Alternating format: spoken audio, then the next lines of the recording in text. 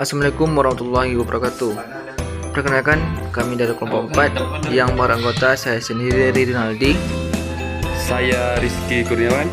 Saya Muhammad Fairuz Rizky Julian. Saya Walmankan. Baiklah, langkah selanjutnya itu kita akan mendownload kuesioner yang telah kita perbuat sebelumnya.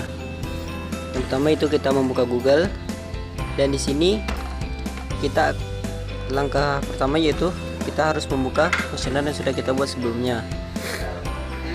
Oke, di sini terdapat 20 soal dengan dua tipe jawaban, yaitu iya dan tidak.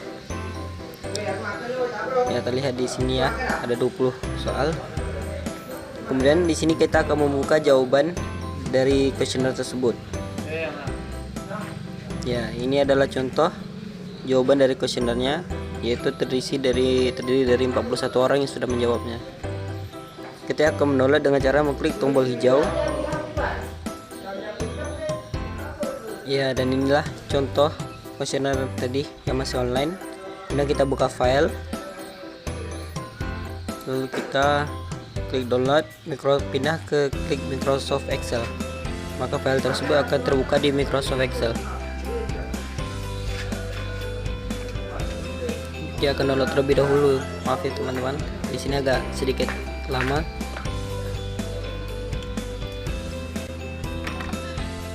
Ya, dan inilah bentuk dari Microsoft Excel tersebut.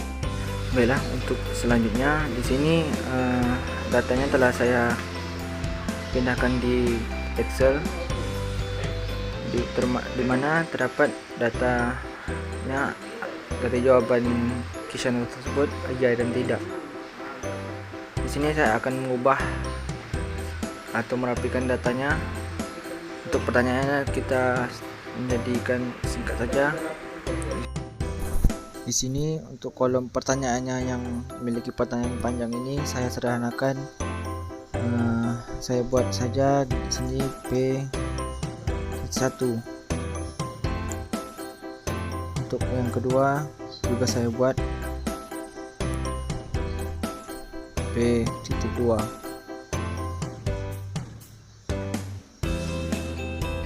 Lanjut untuk mengubah otomatis, di sini saya blok dulu dari kolom 1 ke kolom 2. Kita tarik ke kanan sampai ke pertanyaan ke-20. Maka pertanyaan yang kita ubah itu otomatis terubah. Di sini terlihat lebih rapi. Baiklah, untuk selanjutnya di sini saya akan mengubah tipe data iya dan tidak itu dengan cara Ctrl H sehingga muncul ini. Maka di sini saya masukkan tipe data iya menjadi bilangan 1 dengan kita klik replace sehingga berubah datanya menjadi 1. Dan di sini tidak saya juga ubah menjadi bilangan 2. Kita klik replace all, maka datanya berubah seperti ini. Maka data yang tadi itu yang 1 itu berarti ya dan 2 itu tidak. Baiklah, untuk selanjutnya di sini saya akan memblok data tersebut. Di sini saya akan membuat tabel sehingga data tersebut tabel. Kita klik all border sehingga data tersebut telah dalam bentuk tabel gitu. Dan ini merupakan bentuk data yang telah saya rapikan sebelumnya. Selanjutnya di sini saya akan kita warnakan dulu pada kolom tersebut agar terlihat lebih menarik. Di sini saya memilih warna hijau. Baiklah, untuk selanjutnya di sini saya akan mencari jumlah dari setiap baris pada tabel. Untuk mencari jumlah kita ketik sama dengan, kita gunakan rumus sum, maka kita blok dari baris pertama dari data awal ke akhir sehingga kita tutup kurung dulu, baru kita enter sehingga hasil ini. Untuk yang kedua sama juga, atau blok juga dari data baris yang kedua nih. Kita tutup kurung, enter.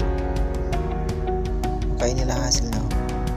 Untuk data selanjutnya di sini kita blok saja pada pada baris yang kedua, kita tarik sehingga datanya muncul secara otomatis.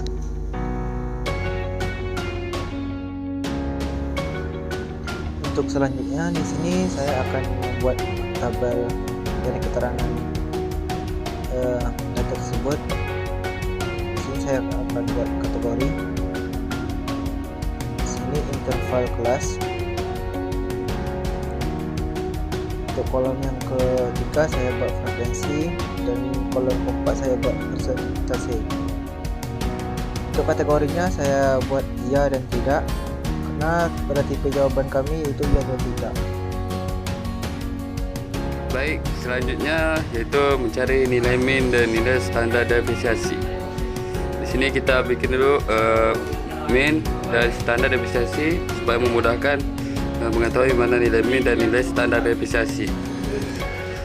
Baik, pertama kita mencari nilai min terlebih dahulu.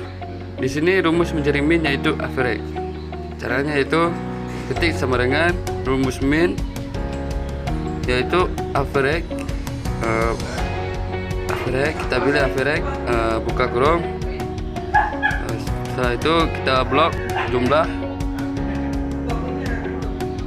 Setelah kita blok, tutup kurung, lalu enter, dan ini hasilnya. Kemudian untuk menyederhanakan bilangan yaitu dengan cara seperti berikut. Selanjutnya yaitu mencari nilai standar deviasi. Rumus mencari standar deviasi yaitu standard. Caranya sama dengan standard, sama seperti min, blok jumlah. Setelah di blok tutup kurung. Setelah di blok tutup kurung, enter, dan inilah hasilnya. Baiklah, untuk selanjutnya di sini saya akan mencari penjumlahan mean dan standar deviasi. Di sini saya buat dulu dan mencari mean kurang standar deviasi atau pengurangan dari mean dan standar deviasi. Untuk mencari standar deviasi di sini saya akan mengetik sama dengan kita jumlahkan mean dan standar deviasi dengan klik mean pada kolom mean ini, dan kita tambahkan dengan standar deviasi, maka kita enterkan sehingga hasilnya 28,41. Untuk pengurangan mean dan standar deviasi sama juga, bedanya dengan pengurangan, maka kita enterkan hasilnya nih. Baiklah, untuk selanjutnya di sini saya akan mengisi data interval kelas, di mana saya ambil dari penjumlahan mean tanpa standar deviasi. Untuk isinya di sini saya buat besar dari 28,41 untuk iya. Untuk tidak, di sini saya ambil dari pengurangan mean kurang standar deviasi. Di sini saya buat kecil 21,15. Untuk selanjutnya di sini saya akan mencari frekuensi dari masing-masing. Untuk mencarinya di sini saya ketik sama dengan kontif. Kita blok dari jumlah.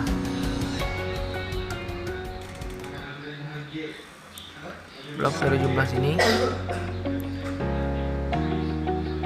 Lalu kita ketik titik sama dengan. Lalu kita masuk tadi interval kelas. Itu besar dari 28,78. Maka kita enter, maka hasil dari frekuensi tersebut ia itu sebesar 20. Untuk tidak sama juga, kita ketik sama dengan kontif, kita blok dari jumlah, kita ketik sama dengan, di sini kita buat kecil 24,78, maka hasilnya itu frekuensi tidak sebesar 21. Untuk mencari jumlah frekuensi itu sendiri, maka kita ketik sum. Di sini kita jumlahkan frekuensi 20, kita blok saja 20 sampai 21, yaitu frekuensi kita berjumlah 41. Untuk mencari persentase, di sini kita ketik sama dengan, kita jumlah 20 frekuensi ia dibagi dengan 41 jumlah, kita kalikan dengan 100, maka kita enter, maka hasilnya 48,78. Untuk selanjutnya kita akan mencari persentase tidak, yaitu sama dengan itu, kita bagikan 21 bagi 41, kita kali dengan 100, maka hasilnya 51,29. Untuk jumlah persentasenya sama, kita blok dari persentase pertama dan persentase kedua, maka hasilnya persentase 100. Untuk di sini saya akan sederhanakan dulu bilangan koma menjadi 2 angka di belakang koma.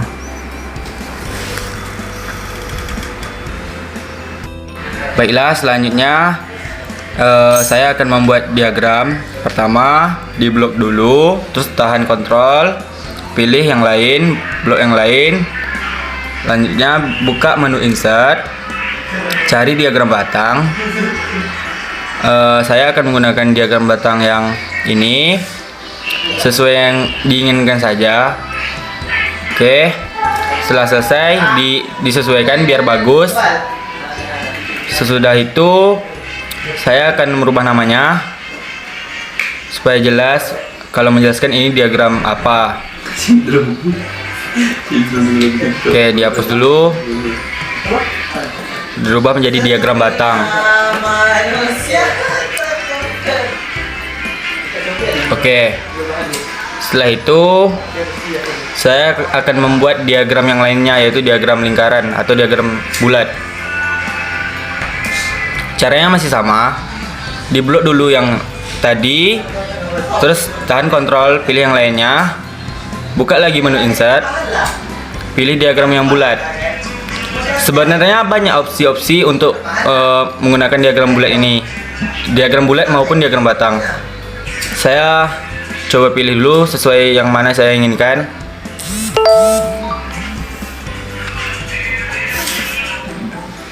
Oke, saya akan sepertinya menggunakan yang background hitam biar terlihat bagus. Oke, dirapikan lagi supaya bagus tampilannya. Oke, setelah jadi beginilah hasilnya.